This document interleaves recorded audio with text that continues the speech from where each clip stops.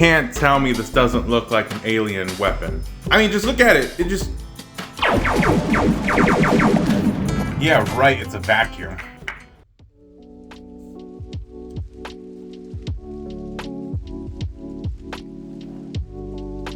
So this is part 2 to my assistant. Yeah, you see parts of this is actually showing and other parts look like they're perfectly whited out. So I got an idea for that. So to start off the page, we're going to go ahead and try to match the weathering the best that we can. And if you remember, we're going to try to go for a more yellow type tone page here.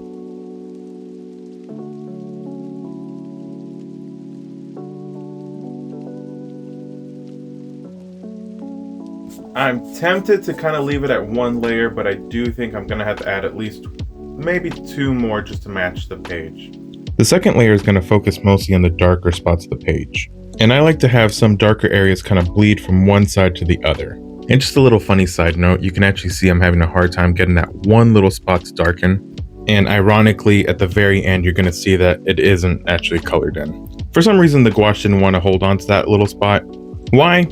I'm not sure. The paper is recycled, so there might have been other stuff that mixed in with the pages. So maybe that. Is it a big deal? Not really. Of all things, it kind of adds to the page. Plus, it's such a minor thing, really. But I would be lying if I said it didn't bother me.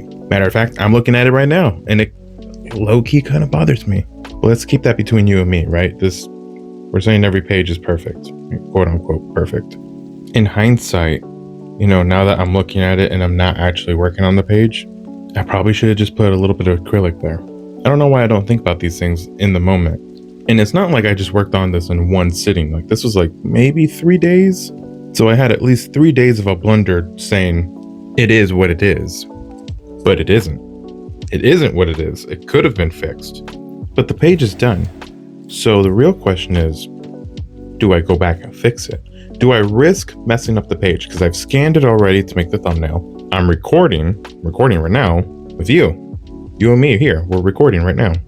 No, because I've gone down this route. I've messed up multiple sculptures and multiple paintings because I decide that I can come back and fix some things.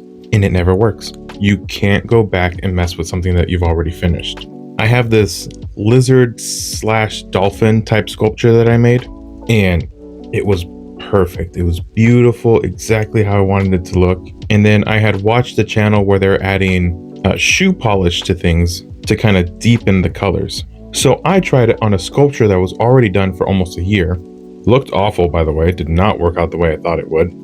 And let me tell you, I had to repaint it, and I ended up just messing it up. Now the paint's all kind of like chunky and doesn't look right anymore. And T, my wife, right, she did warn me multiple times, like, you shouldn't be doing this on a finished piece. This is not the time to be experimenting. But I have the problem of experimenting on finished pieces. Like, that's how I learned how to pour epoxy as well. Like, I put it on a finished painting. That one worked out, by the way. That didn't. It just happened to work out.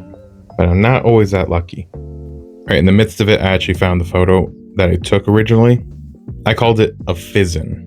It's kind of a bad photo, if I'm being honest. But the photo is from 2015-ish. Basically still had a flip phone at the time, so I didn't, but you know, I'm gonna pretend like I did. My first phone was a flip phone. Coolest thing ever. You'd be able to slam your phone on someone when you do want it to hang up. Not that I was actually mad at anyone, but you know, I could pretend. Anyways, what is a fizzin', right? I can't remember what the first half of the name was, but the back half was dolphin, right? Fizzin', dolphin. But it was basically some type of lizard mixed in with the dolphin. The concept, I don't really know. Everything I made back in the day, I was like, it's a genius move. This is my best work ever. I put all the scales one by one. And now that I'm looking at it, it's definitely not perfect, but you know, at the time, I really did believe it was perfect. When I get the chance, I'll have to take a photo of what it looks like now. It's definitely going to be harder to tell the difference because I didn't have a high quality camera back in the day, but you used to be able to see my fingerprint in every single one of the scales. And you can see all the little divots and everything really easily. But then after time, when I came back and added more paint, all those little minor details were gone. But I just couldn't bring myself to throw away the sculpture, so it just still kind of lingers around with me. Eventually, when I fix up this closet, which is where I'm working in, if you don't remember, I work inside a closet. It's a little walk-in closet. It's not big, but you know, it's enough room to work in here. Eventually I'm going to do like a room tour. So I'll clean up this room a little bit more just because it's a little messy.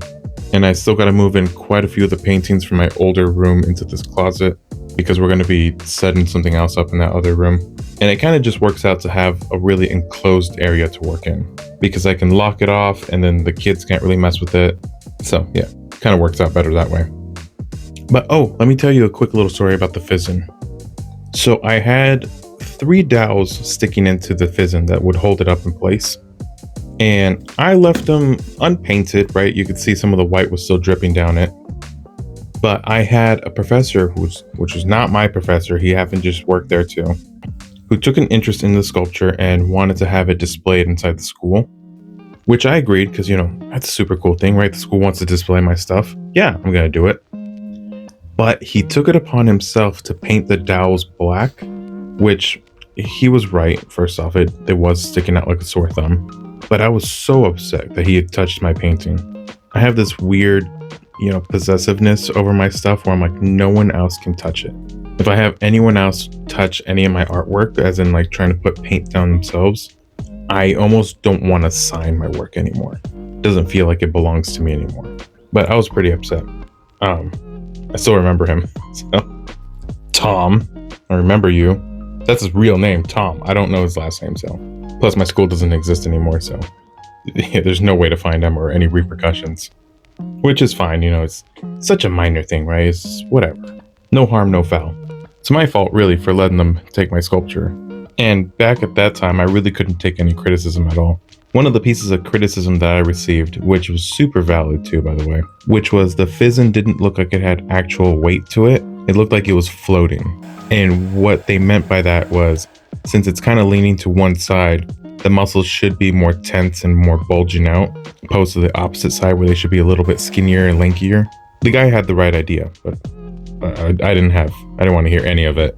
When you're younger, you have a higher ego, and I couldn't accept any type of critique, which is why now I don't take anything personal. And I even take comments into consideration now. We're all trying to just be a little bit better each day. Anyways, that's enough of me, right? Because I'm supposed to be focused. Hear me whistle? Somebody tooth whistling?